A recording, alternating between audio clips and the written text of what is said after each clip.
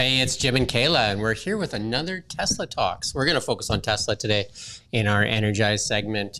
Big news out of Tesla. Yeah, they just launched their Model 3 Performance. I'm so excited. Yeah, we've got a little clip. We'll run this clip first because it's pretty impressive. They don't do advertising. They say, but like, what is this if this isn't an ad?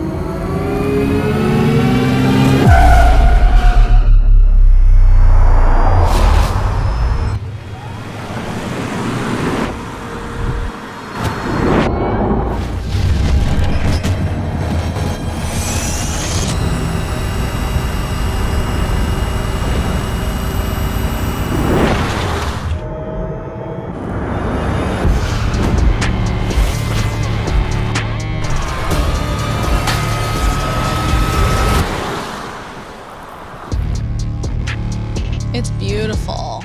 Beautiful. I love it. Wow, so that just got released a couple days ago. I think if it's on the Canadian website, you can order it. I think it's, Jason, you got that one image there that shows the pricing. I sent you some images. Maybe you'll hunt for those images in your email there. We'll figure that out. What do you think about, from like a marketing perspective, how do you think they're not showing ads, but how do you think they did? Well, I think it intrigues you, right? Gives you a little bit of a teaser. I think where they rely on is a lot of word of mouth, right? Like Makes sense. You and I, yeah, fanning over this stuff. Like, I mean, it's really easy to kind of do that. But the Model 3 Basic is what you and I both drive. Yep. It's $50,990 now. Mm-hmm. And then there's a $5,000 federal grant, and then there's a $4,000 provincial thing. So that's it's a lot more attainable than people think. Yeah, close to $40,000. Yeah. Right. So for a brand new Model 3. It's amazing. I wonder how long the timeline is. Did you see how long the timeline is for wait right now, or can you even? For the Model 3 base, I think it's like May. May. Okay, so that's not too bad. The Model 3 Performance was July. Okay, so you can get it within a few months then, it sounds like.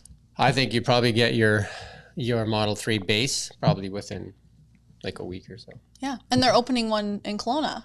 Yeah, they just got their permit. Oh. $5.5 million, supposed to set the standard for a build out there. So $5.5 million build out in the airport park there. That's amazing. Yeah. So that'll really set kind of an expectation too, because we were talking about when I had to go pick it up, went to Vancouver. Yeah, I did the same. Yeah, it'll be a lot less pressure. And then obviously when you want some service, Jason's shaking his head. He can't find those images. No.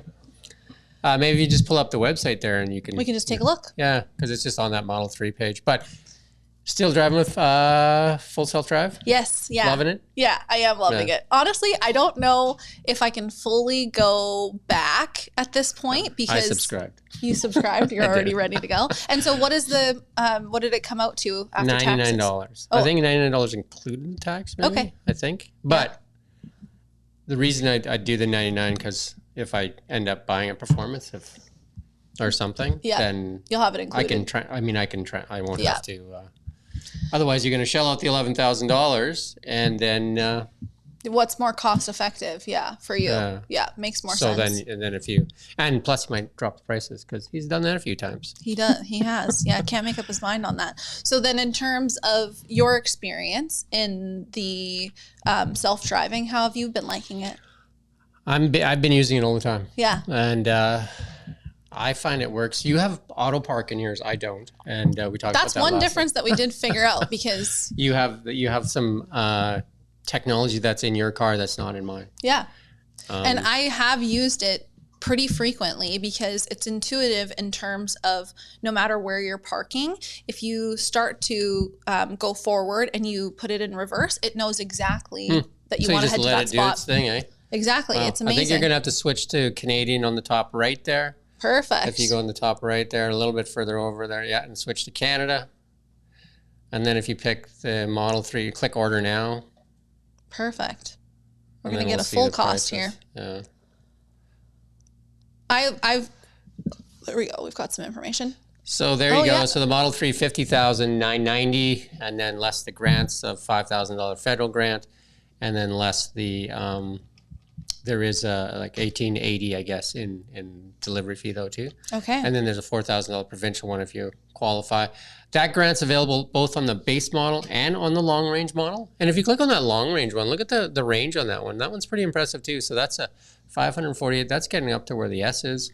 Which is incredible. I definitely pretty fast don't. too at 4.4 seconds. Yeah. But then if you click on the 3 performance, does not qualify for The grant?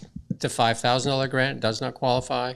But look at the speed on that one, 3.1. And then I think in the US they're advertising it at 2.9. Unreal. That's amazing. Amazing. Mm-hmm. And so Tesla has their own, this is something that I learned as well, but they have their own finance programs and things that they... Yeah, you can do finance or lease. Or they're really pushing the leases in the States right now. They are really pushing leases. Yeah. And I think they have a deal down there, and I'm probably going to get these numbers wrong, but... Well, we can look them up for next time. Yeah. And what we're going to do next time is you're going to bring in your total cost of ownership for the past 4 years. Yep.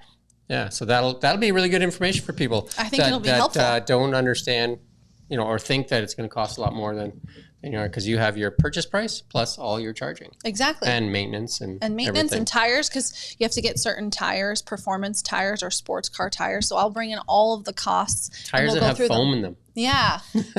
Yeah. They have foam in them actually to quiet them down. Okay. Because the car doesn't make noise, so any noise is noise, right? You know what? So they have foam in the tires that to makes actually sense quiet the car, because the car's not making a lot of noise, yeah. right? So because when you're in a gas car, it's kind of making some noise, so it kind of like drowns everything else out. Yeah. Right? So. And one thing I found out on the weekend, just talking about Teslas, and I know someone who owns a tire company, and we were chatting about my vehicle and the maintenance, and we pulled up the maintenance schedule, and it was a lot less frequent in terms of the requirements than he thought. So his team is trained to actually more frequently than needed maintain the vehicle. So if we go off of the maintenance that Tesla requires, it even lowers the maintenance cost. Yeah, for sure it does. Yeah. No, I know it's not much at all, right? Like your biggest costs are tires. Exactly. Brakes seem to last forever. They really do, especially with... They said, I watched the show the other day and it said the brakes will basically rot out before they'll be wear out. They'll actually just rust or rot out. Incredible. Because you hardly use them, right? But I do find that the full self-drive, back to full self-drive, I do find it, like it seems to learn and get a little bit better. Like it's a little more aggressive in traffic now, changing lanes. And you know what I mean? Kind of goes, when it gets slow, it just looks at openings and takes those openings. So yeah. Pretty and impressed. So there's some settings where you can change how many frequent lane changes. Right? Yeah, you can. Yeah. There's that one too for less frequent or more frequent. Yeah. So if you want to stay kind of a little bit less aggressive, you could lower the frequency of lane changes. I've just let it go. Just Me too. Be free. Have fun. Have fun. I'd like to see how it would work in a busier city like Vancouver. I've used it in Vancouver. And you had no problem? And Calgary. And it was aggressive? I actually think it's better there, because here's the problem that when I was driving with myself, you got the navigation, and sometimes you get distracted and you're looking at lights and you miss your turn. Okay. Where you're not going to miss the turn with full self-drive, because it's going to make the turn. So I ended up actually, we were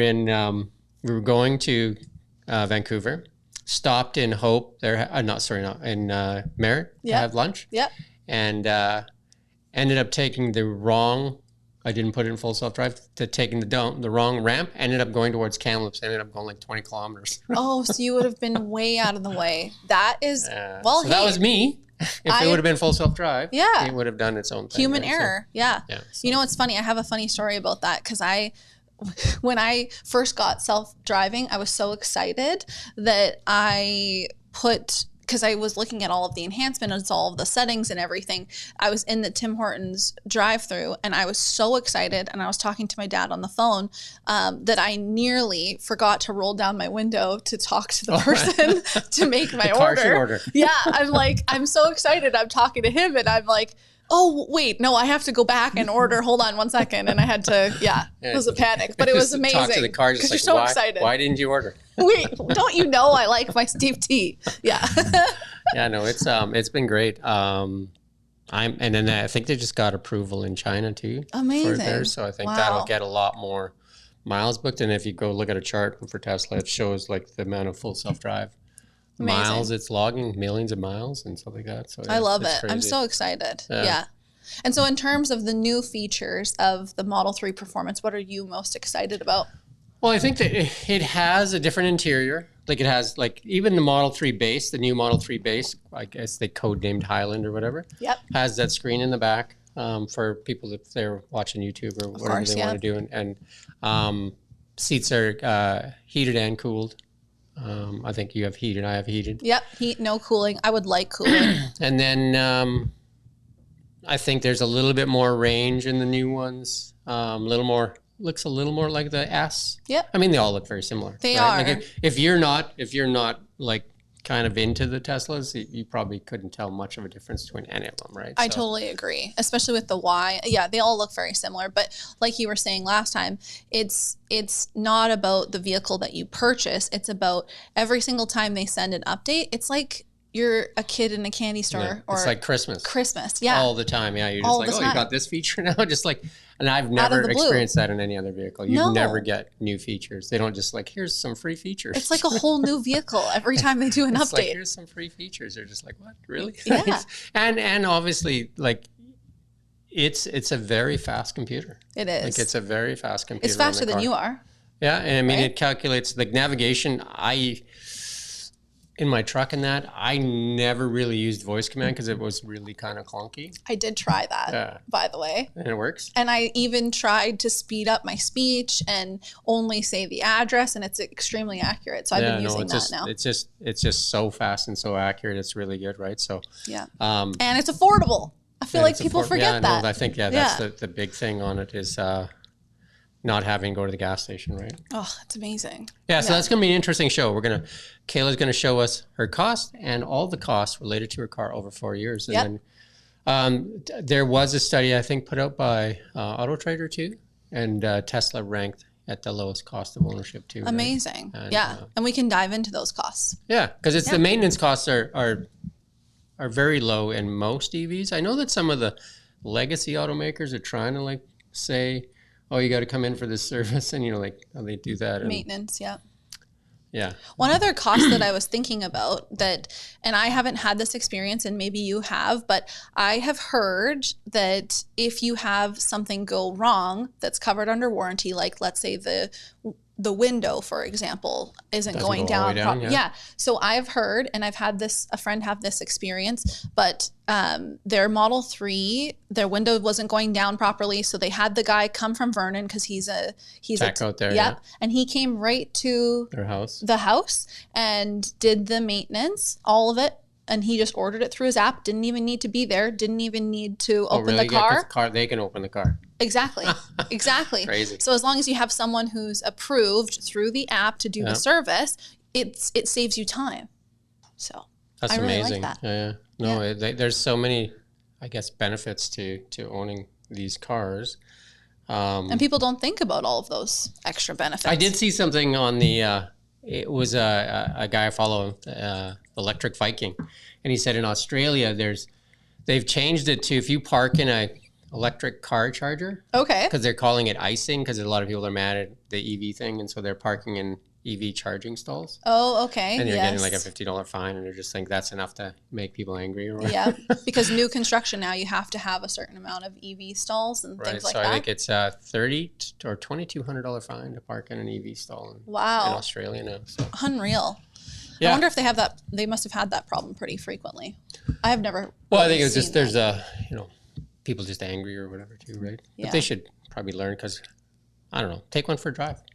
See if you like it. And that's what I did on my birthday, and then I owned one. Now, I did it for my birthday, but yeah. If the 50,000 down to almost 40 for a new one is too much, the used market is getting really good. There's a lot of really good used ones out there, and I just want to say if you're looking at a used one, any EV for that matter, in British Columbia, there's no tax, right? So when you're looking at that price, it's the all-in price, right? So, yeah. And as long as you're not buying from dealer, you buy it privately. If you buy it from a dealer, it's 5% GST. Yeah. And I was thinking about, just as you were speaking there, with the used car market, Tesla also has a buyback program and has that program where you can actually have sell your car back too. Yeah. Exactly. So there's lots of benefits, but hey, we're a little bit biased, aren't we? I went down there to see if they had I was in Surrey, and I went down there to see if they had a Model 3 Performance. I just wanted to see it because we were down there already. Yep. Nothing in stock, but they didn't have a Cybertruck there either. So they're still working on it? I think the Cybertruck was in the Richmond. Because there's two locations down in the Lower Mainland now. Yeah, that's too bad. I'd really like to see one of those. Haven't seen one on the road. I sat in one. Yeah, I just sat in it at the car show. Have you seen one on the road at all? in all your I haven't. travels? Somebody's seen one in Vernon though. There was one in Really? Vernon. And the guy in Vancouver Fun. I talked to that does, they sell a lot of Tesla parts, like aftermarket parts, and they do a lot of wraps. He said he's wrapped several from Seattle. Okay. Because it's way cheaper for the Americans to come up here and get a wrap done. Okay. Do you know if the Model 3 Performance comes with tint now?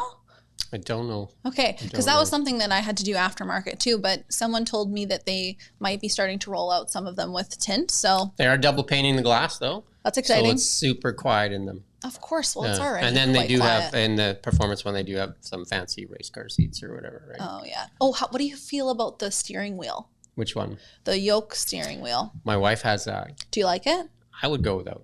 Okay, interesting. I feel like a It's lot unique. of people... I would go out though, right? Because Yeah. you lose it kind of when you're turning. Yeah. Well, I was thinking because it's basically shaped kind of like a U in a sense. Yeah, it's right? more like an airplane, right? Exactly. Yeah. Yeah. I think in the Cybertruck, it's still a kind of a round wheel, but it has a flat top and bottom, Okay. and I think that's the shape so it has the two flat top and bottom, but it's more of a still roundish. I feel like I would like that. Yeah. So and it's the almost- Cybertruck is by wire, Oh. so there's no steering column. It's like a jet, so it's unreal. all computer based, right? That's so, unreal. so at slow speeds, you barely have to turn the wheel to do sharp turns, and at higher speeds, it's less sensitive, right? So it's all computer controlled. That's amazing. And the technology, hey? You just can't go wrong. Yeah, we're a couple of fans, Yeah. fangirl, fanboy. Can you think of anything that's on your con list that would drive you away from it? Oh.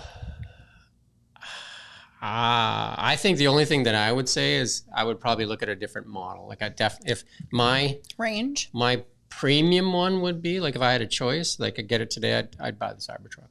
Makes sense. Definitely. Yeah. Just because it's the utility factor. Because of our family, we don't have a truck really Yeah. now. So we do Yeah. have a Toyota truck, but I think the Cybertruck would be my ideal. The X is obviously your ideal. Well, yeah. I mean, that's my dream car. But in terms of kind of like the cons that would drive me away, I would say that the only thing that I could think of is, range would be something for me. And then also, I would like more frunk space.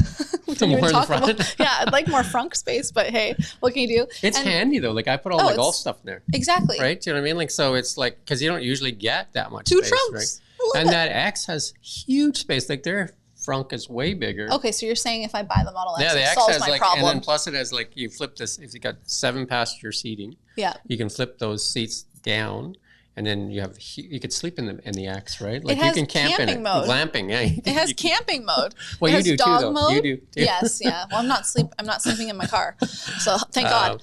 But it does have dog mode And mom mode. And mom. You left for your mom me, in there. Yeah, I left my mom in the car, and I turned it on dog mode, and the AC turned on, and she Yeah, it saw the stays on. screen, Yeah. but she was confused because Yeah. she's like, I don't know what's happening. Yeah, most people don't understand that. Like, you can actually leave that car. Like if you go camping, you can plug it into the campsite, and you can run the climate to be like a perfect 22 degrees the whole Yeah. time you're in the car. Which is right? amazing. Whether that's heating or cooling at night, it'll do either or, right? Yeah, and you it turn the regulates. fireplace on. Oh, And that's so romantic. you can turn the fireplace on. You can watch the fireplace and enjoy your.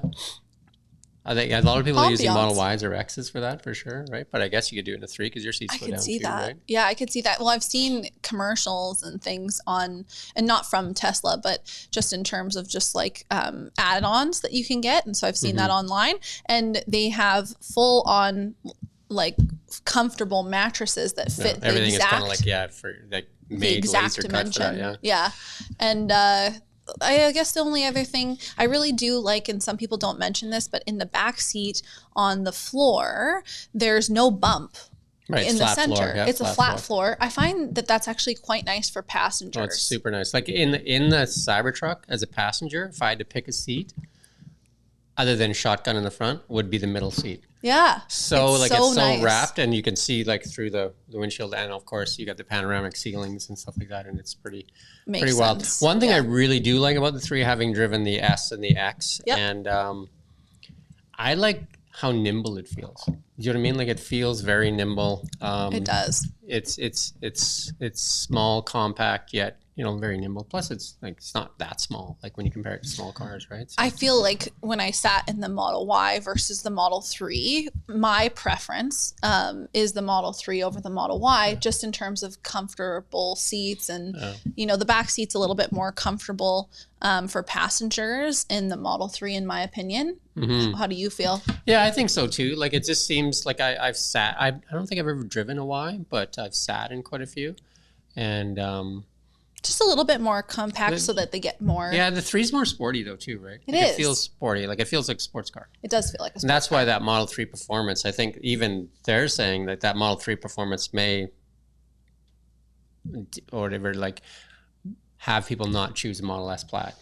I could totally see that. Yeah. Because you can buy 2 Model 3 Performances for one Model S Then Plaid. you have them for the whole family. Yeah, you know what I mean? Like, but you could buy yourself a different, or use that money for something else. Exactly. Instead of having more cost effective. Because the Model 3 Performance is will beat most production cars, right? Totally. So, yeah. If that's what you're going after, right? Yeah. So.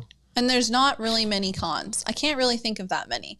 Other than when you go on longer trips and it's in the winter time, like I do lose. Yeah, you do lose some range for sure. You have to charge more frequently. But other than that, I've driven to Calgary and Vancouver in the winter. So yeah. And I'm going to bring in the cost next time on the charging in the winter versus the summer, because now I have 4 full years of that, so we can bring that in and I can talk about the price difference. And different superchargers are different prices, because in Calgary downtown, 60 cents a kilowatt. Oh, okay. So and then in Richmond is 19 cents a kilowatt. So. Okay, and I've heard that they also have a little bit of a difference in terms of you definitely want to prepare your vehicle to go into precondition. Because it'll be, if you just say navigate to near supercharger, it'll prep the battery for when you get there. And that's more cost effective as well. Yeah, because it'll charge faster too. Exactly. Right? So, makes sense. So that's been this episode. Thank you for having me. Next time, we're going to go through all of your data. Sounds good. And thank you for watching Kelowna Now.